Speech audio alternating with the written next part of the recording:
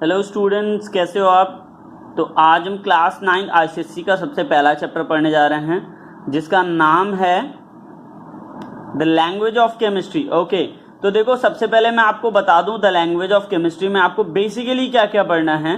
इस चैप्टर में आपको सबसे पहले पढ़ना है अबाउट सिंबल। ओके, सिंबल के बाद हमें थोड़ा सा एक बेसिक इंट्रो जो होता है ना कि एटम क्या है, मॉलिक्यूल क्या है, एटॉमिसिटी क्या है, ये हमें पढ़ना है। उसके बाद हमें पढ़ना है अबाउट केमिकल फॉर्मूला, कंपाउंड्स के बारे में, केमिकल फॉर्मूला हम बनाते कैसे हैं, केमिकल इक्वेशन। आज के टॉपिक में हम इन सारी चीज़ों पर डिस्कशन करेंगे। नेक्स्ट टॉपिक में हम और सारे पॉइंट्स पे हम डिस्कस करने वाले हैं। तो सबसे पहले जो मैंने बोला लैंग्वेज ऑफ केमिस्ट्री में हमें सबसे पहले पढ़ना है सिंबल। तो सिंबल वर्ड आया क्यों, इसकी जरूरत क्यों पड़ी। देखो सबसे हम छोटी सी अगर हम बात करें ना तो सिंबल का रोल क्या है। फॉर एग्जाम्पल देखो अगर हमें कोई रिएक्शन लिखना है कि हाइड्रोजन, 10 एलिमेंट के नाम लिखना है, hydrogen, carbon, boron, iodine, oxygen, nitrogen and this are elements of this compound. तो अगर मुझे ये एक लाइन में कवर करना होगा तो आपको लग रहा है क्या ये एक लाइन में कवर हो पाएगा, शायद ये इसको 3 लाइन लगेंगे ना। सो दैट मीन्स उस प्रॉपर वे को जो उतना लंबा स्टेप था उसको इजी करने के लिए कह सकते हो। या हम तो इंडिया में रहते हैं, ठीक है, हमारी एक सोच है कि हमें हर एक चीज का शॉर्टकट चाहिए, तो शॉर्टकट ही वर्ड से आप समझ लो एक नई चीजें लाई गई जिसको बोल दिया गया क्या, सिंबल। ये होता एक अपने वर्ड में अगर आप समझना चाहोगे so just an abbreviated form of element name.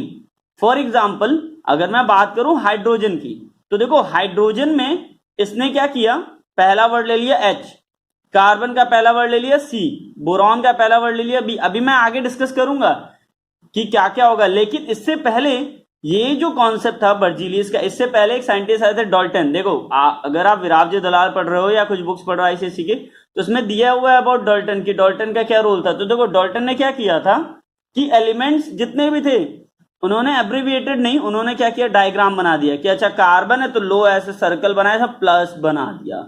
अच्छा हाइड्रोजन है तो ये सर्कल बना दिया, अच्छा नाइट्रोजन सर्कल बना डॉट बना दिया। मतलब ये वर्ड आप सोचो 118 एलिमेंट्स है, तो क्या ये इजी हमारे लिए पढ़ना, शायद नहीं।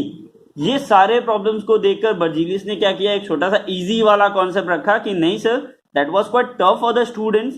तो ये सारे कॉन्सेप्ट इन्होंने यूज किए। देखो इन्होंने बोला कि सर जो पहला एलिमेंट है उसको हम एज अ हाइड्रोजन ले लेंगे, तो कई लोगों ने सवाल करना शुरू किया कि अच्छा हाइड्रोजन अगर H है तो हीलियम भी तो H है, तो आप दोनों ले लोगे। तो उन्होंने कहा नहीं सर, मैं बता रहा हूं आपको, हाइड्रोजन के बाद भी अगर कोई और एलिमेंट है विद द सेम नेम से अगर स्टार्ट हो रहा है तो उसके नेक्स्ट वाला भी वर्ड हम ले लेंगे। जैसे आपको याद होगा अगर हाइड्रोजन H था तो हीलियम को He ले लिया गया।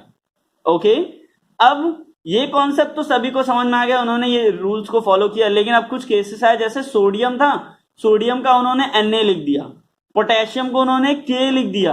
तो कई लोगों ने नाराजगी जता दी कि ये देखो अभी आप बोले थे कि सोडियम को आप S से शुरुआत करना चाहिए, Sa ले लिया, चलो ठीक है, मान लो सल्फर था आप Sa ले लेते, आपने क्यों Na ले लिया। तो देखो उस टाइम में जैसे हमारे यहाँ होता ना कि घरों में 10 लोग हमें नाम से जानते हैं कि अच्छा इसका नाम आरव है, ठीक है, तो अब इसको आरव से ही बुलाएंगे। लेकिन भैया आरव सबसे ज्यादा अगर नाम से जाना जा रहा है तब तो आरव बुलाएंगे। सिर्फ घरों में 10 लोग जानते हैं आरव नाम से, लेकिन ओवरऑल सबसे ज्यादा नाम से जाना था अभिषेक, तो अभिषेक को पहले प्रायोरिटी मिलेगी ना कि आरव को। वही सेम चीज था, सोडियम नाम ऐसा नहीं है कि सब लोग नहीं जानते, लेकिन सबसे ज्यादा जो उस वक्त फेमस था लैटिन में वो था नाइट्रियम। तो अब कहा गया भैया जो सबसे ज्यादा फेमस है, हर जगह से नाम है, पहले इसी को लिया गया था, सोडियम तो बाद में आया, तो नाइट्रियम के थ्रू इसका नाम रख दिया गया Na। क्यों Na नहीं लिया गया ये तो आप समझ गए होंगे, क्योंकि नाइट्रोजन था। अच्छा नाइट्रोजन है तो यहाँ पे नाइट्रियम ले लिया गया। वैसे पोटेशियम है, पोटेशियम का देखो यहाँ पे नाम क्या था, फेमस नेम कैलियम, तो कैलियम का क्या ले लिया गया, K। वैसे ही मरकरी का Hg, हाइड्रागैरियम को Hg से डिनोट करिए। आई होप बच्चों इतनी सारी चीजें आपको समझ में आ गई। एक छोटा सा आप सभी से रिक्वेस्ट करूंगा, जितने बच्चों के पास या तो विरावजी दलाल या अलग पब्लिकेशन जो भी आप रखे हो, नंबर ऑफ एलिमेंट्स के जो सिंबल दिए हुए हैं it's quite too much important. अगर आप 9 के बाद अच्छे मार्क्स लाना चाहते हो, 10th में भी, 11th में भी, 12th में भी, तो आपको केमिस्ट्री का सबसे पहला वर्ड यही है, आपको सिंबल जरूर पता होना चाहिए कि इस एलिमेंट का सिंबल क्या है।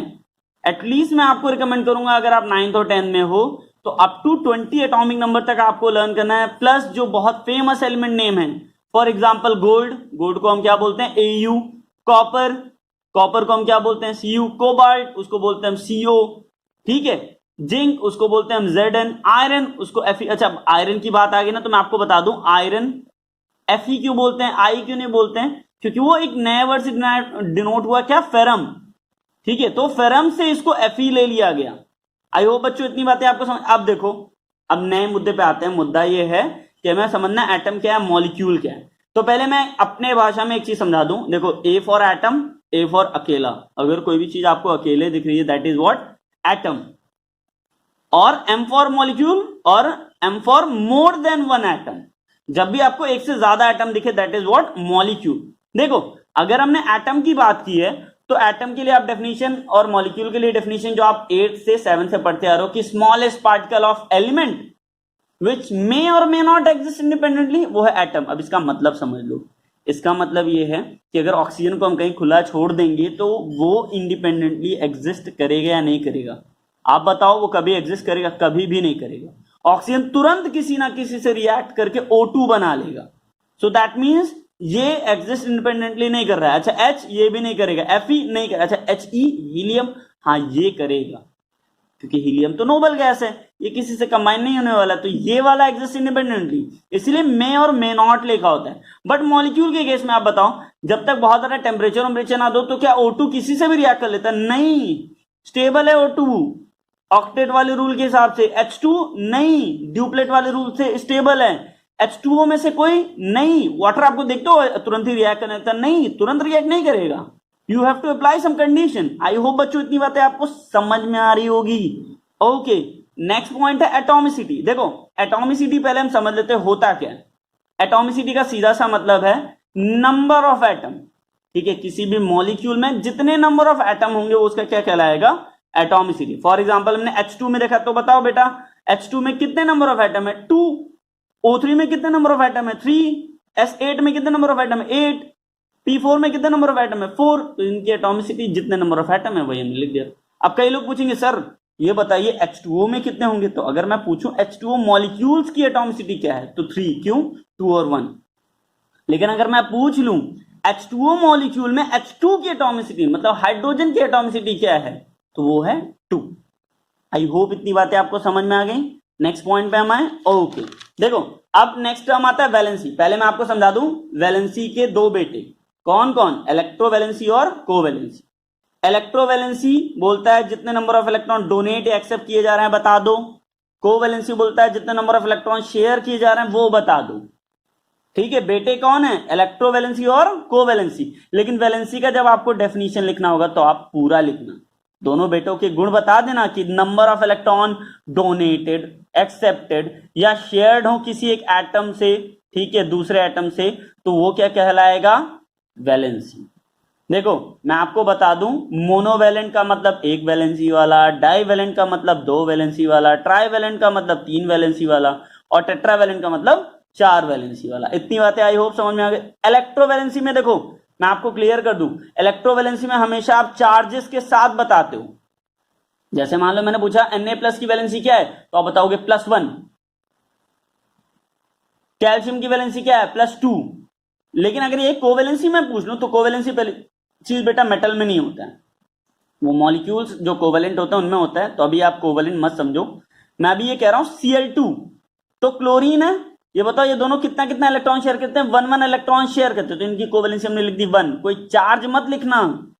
अगर वही मैं Cl- लिखा होता पूछता इलेक्ट्रोवैलेंसी की थी तो -1, लेकिन कोवैलेंसी Cl2 में पूछ रहा हूं तो 1। यानी जब चार्ज दिखे तो सर वो इलेक्ट्रोवैलेंसी, बिना चार्ज के लिखा हो तो वो कोवैलेंसी। आई होप इतनी बातें आपको समझ में आए। देखो वैलेंसी के दो बेटे कौन कौन, इलेक्ट्रोवैलेंसी और कोवैलेंसी। अब मुद्दा आता है रेडिकल्स, तो वैलेंसी का बड़ा भाई।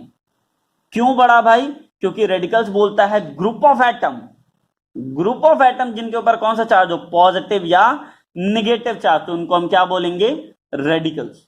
आई होप बच्चों इतनी बातें आपको समझ में आ रही हैं, सही से समझ में आ रही है। ओके, तो जैसे SO4 हमने लिया उस पर कौन सा चार्ज है, -2, तो इसकी वैलेंसी होगी -2। CO3 पे -2, इसकी वैलेंसी होगी -2। क्यों, ये रेडिकल्स है। एक और 4 एटम इसके, 5 एटम हो गए बच्चों। थोड़ा तो समझना इन बात को, ये रेडिकल्स क्यों है, क्योंकि मोर देन 1 एटम है, तो ये क्या कहलाएंगे, रेडिकल्स। अब इसी के बाद मुद्दा आता है केमिकल फॉर्मूला का। देखो मैं आपको बता दूं केमिकल फॉर्मूला है क्या। जैसे वो केमिकल रिएक्शन लिखा होता था ना कि सर ये H2O की जगह हम अगर हाइड्रोजन ऑक्साइड लिख दें, कार्बन डाइऑक्साइड CARBON डाइऑक्साइड, पूरा लंबा चौड़ा हम लिख दें, तो भैया वो तो सिर्फ नाम है। लेकिन अगर उसी को सिंबल में लिख दें कि सर कार्बन डाइऑक्साइड मतलब एक कार्बन 2 ऑक्सीजन CO2 लिख दिया, तो जो एलिमेंट्स या मॉलिक्यूल के नाम को अगर हम सिंबल्स में रिप्रेजेंट कर दें, so that is what chemical formula. जैसे CO2 carbon dioxide, SO2 sulphur dioxide, तो ये क्या हो गया, केमिकल फॉर्मूला। देखो इसी के बाद डेफिनेशन आता है कंपाउंड्स का। बहुत सारे बच्चों ने ये 8th में पढ़ा होगा कि कंपाउंड और मॉलिक्यूल में डिफरेंस क्या होता है। देखो मैं आपको एक चीज बता दूं, कंपाउंड बोलता है 2 और मोर देन 2 डिफरेंट एलिमेंट, हमेशा डिफरेंट एलिमेंट कंबाइन हो एक फिक्स रेशियो में, वो बाय मास हो सकता है, बाय एटम, बाय वॉल्यूम, कुछ भी, ठीक है, उन पे अभी हम डिस्कशन नहीं करेंगे। लेकिन जब एक फिक्स रेशियो में, जैसे वाटर में देखोगे तो 2 हाइड्रोजन 1 ऑक्सीजन, आप जब भी वाटर बनाओगे तो हमेशा 2 हाइड्रोजन 1 ऑक्सीजन ही होना चाहिए, ठीक है, तो ये क्या कहलाएंगे, कंपाउंड। लेकिन अगर आपसे कोई पूछे कि सर H2O मॉलिक्यूल है कंपाउंड, तो आप बोल देना दोनों। क्यों, क्योंकि देखो मोर देन 1 एटम भी है और कंपाउंड वाला डेफिनेशन भी फॉलो करा है, मोर देन 1 एटम मतलब मॉलिक्यूल। लेकिन अगर मैं पूछूं O2 मॉलिक्यूल है, हाँ, कंपाउंड ना, कंपाउंड है ही नहीं। इतनी बातें आपको समझ में आ गई। अब देखो बच्चों, अब इसके बाद हमको पढ़ना है फॉर्मूला लिखना। मैं आपको एकदम छोटा सा सजेशन दे रहा हूं, लाइक 95% वो रूल फॉलो होगा, 5% कहां फेल होगा वो भी मैं आपको बता दूंगा, लेकिन 95% वो रूल फॉलो होने वाला है। जैसे रूल क्या कहता है कि आपको किसी का भी फॉर्मूला लिखना है तो रूल आपको फॉलो करना है कि कैटायन को पहले लिखो, एनायन को बाद में लिखो। कैटायन की वैलेंसी ऊपर लिख लो, एनायन की वैलेंसी ऊपर लिख लो। लेकिन आपको याद क्या रखना है कि जो इनके पास चार्जेस होता है वो भूल जाओ। जैसे एल्युमिनियम पे +3 होता है, ऑक्सीजन पे -2 होता है, भूल जाओ पहले चार्ज भूल गए, तो ऑक्सीजन के पास जितना भी था वैलेंसी वो एल्युमिनियम को दे दो, तो एल्युमिनियम को कितने मिल गए, 2। एल्युमिनियम के पास जितनी वैलेंसी थी वो ऑक्सीजन को दे दो, तो कितने मिल गए, 3, यानी फॉर्मूला हो गया Al2O3। ठीक, वैसे ही सोडियम ऑक्साइड में Na की वैलेंसी +1, ऑक्सीजन की वैलेंसी -2, तो पहले चार्ज भूल जाओ।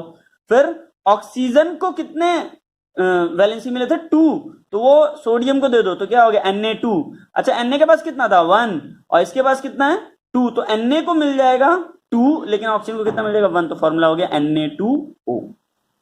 अब कुछ रूल्स हैं जो आपको याद रखने हैं कि जैसे MgCO3 दोनों पे 2 है, एक पे +2 एक पे -2, तो अगर आपको लगे कि सेम नंबर से दोनों का फैक्टर हो सकता है, डिवीजन हो सकता है, सिंप्लीफाइड फॉर्म में आ सकता है, तो पहले कोशिश करो कि वो छोटा हो जाए। जैसे यहाँ पे 2 है, यहाँ पर भी 2 है, तो पहले इनको 2 से डिविजिबल कर दो, छोटा हो जाएगा। तो फॉर्मूला क्या हो गया, MgCO3। क्यों 1 दोनों पे हो गया, क्योंकि देखो यहाँ पे मैंने दोनों को 2 से डिवाइड किया, तो दोनों के पास 1 आ गया। आई होप बच्चों इतनी बातें आपको अच्छे से समझ में आ रही है। मैं एक सजेशन दे रहा हूं, जितनी चीजें मैंने अभी पढ़ाई हैं उनको थोड़ा अच्छे से देख लेना, क्योंकि अगर आप इतने पॉइंट्स को भी अच्छे से देखते हो सो बेनिफिशियल होगा आपके लिए आगे केमिकल इक्वेशन बैलेंस करना। क्योंकि एग्जाम में ज्यादातर क्या होता है कि वो वर्ड्स लिखा होता है और वो बोलता है बैलेंस करने के लिए, तो पहले तो आपको वैलेंसी याद होनी चाहिए, इंटरचेंज करके तभी आप फॉर्मूला बना पाओगे। आई होप बच्चों इतनी बातें आपको क्लियर हो गई हो। नेक्स्ट पॉइंट हम डिस्कस करेंगे, बट इससे पहले जितनी टॉपिक आपको पढ़ाए हैं डेफिनेटली उनको आप देख लेना। Thank you.